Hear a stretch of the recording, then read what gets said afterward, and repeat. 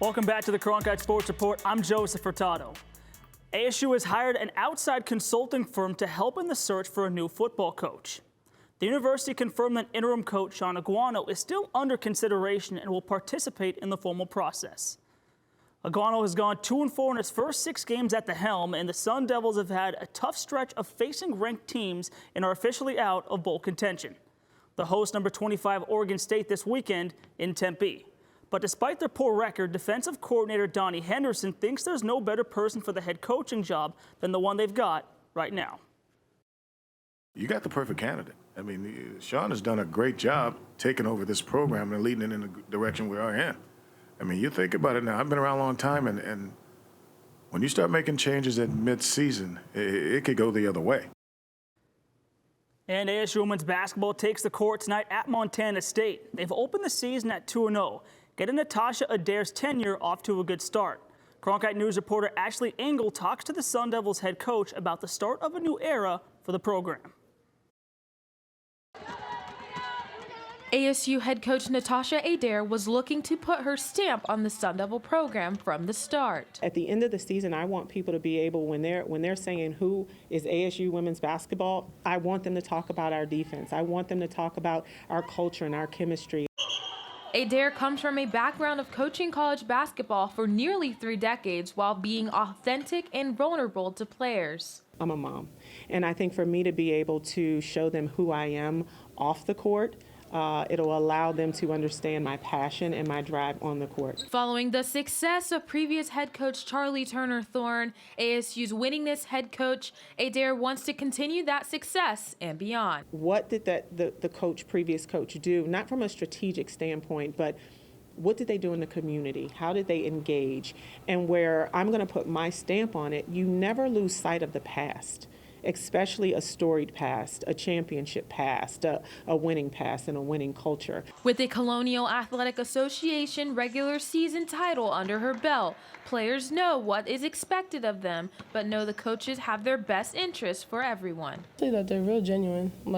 Everything that Coach A says is really from the heart, and the way that she teaches is not necessarily aggressive, but more rather to teach you and to build you, but obviously get on to you whenever is needed. Defend, rebound, run, and score is the formula Coach Adair has used throughout her coaching career.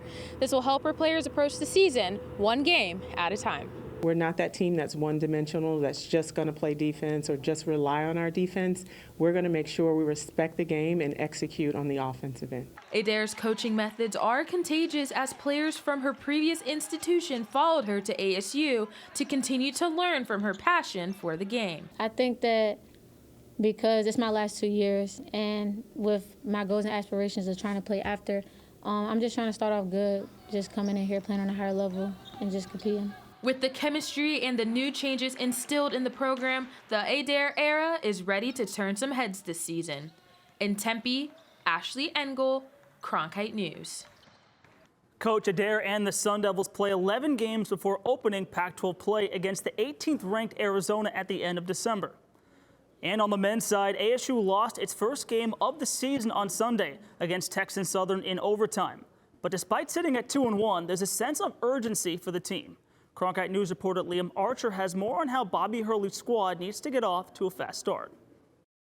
Although winning 2 of 3 to start the season, ASU has struggled at times already, most notably coming from behind in the final seconds to beat Tarleton State in the opener.